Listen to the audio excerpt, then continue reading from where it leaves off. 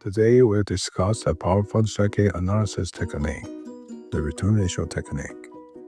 In analyzing a linear circuit, the input signal source can either be a voltage source or a current source, while the output may be a branch current or a voltage difference. Therefore, the transfer function of this linear circuit can be categorized into four types: voltage gain, current gain, transimpedance, and transconductance. Once we identify the input and the output signals, we can simplify the linear circuit using a well-known feedback diagram.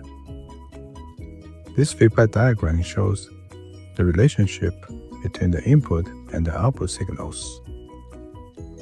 The A block models the signal passing from the input to the output, while the beta block stands for the signal traveling from the output back to the input. This diagram is commonly used in many feedback chapters of books. However, this diagram assumes that the beta block is unilateral, meaning the signal only moves from the output to the input without any signal passing from the input to the output. In reality, since the beta block is usually formed by passive elements, the signal should flow in both ways. Namely, the beta block should be bidirectional. The unilateral model is incomplete. To provide a more complete model of the feedback system, we can extract the signal path from the input to the output of the beta block as a feed-forward path D. The return ratio technique basically said if you can get three parameters, A infinite, R, and D, then the transfer function of this feedback system can be calculated. To calculate the return ratio of a feedback system, we start by setting the input to 0. This removes the feed-forward D. The next step is to select a breaking point in the closed loop. At the breaking point B, we disconnect the path and inject a test signal ST into the loop. By measuring how much of the ST signal is received at the other end of the loop as R, the return ratio can be defined as the ratio of minus SR over ST.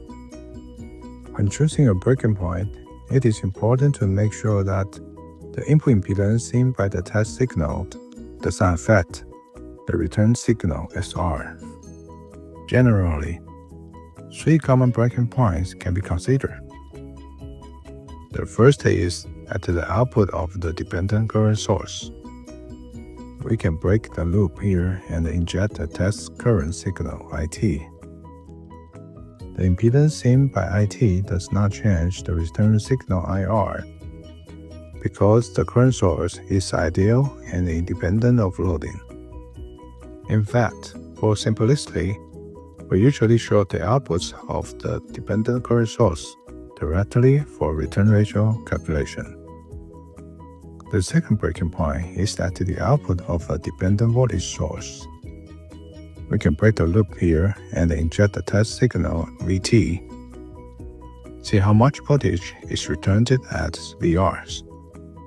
Similarly, the input impedance seen by VT does not affect VR, and we usually treat the output-dependent voltage source as open-loaded to get the return voltage.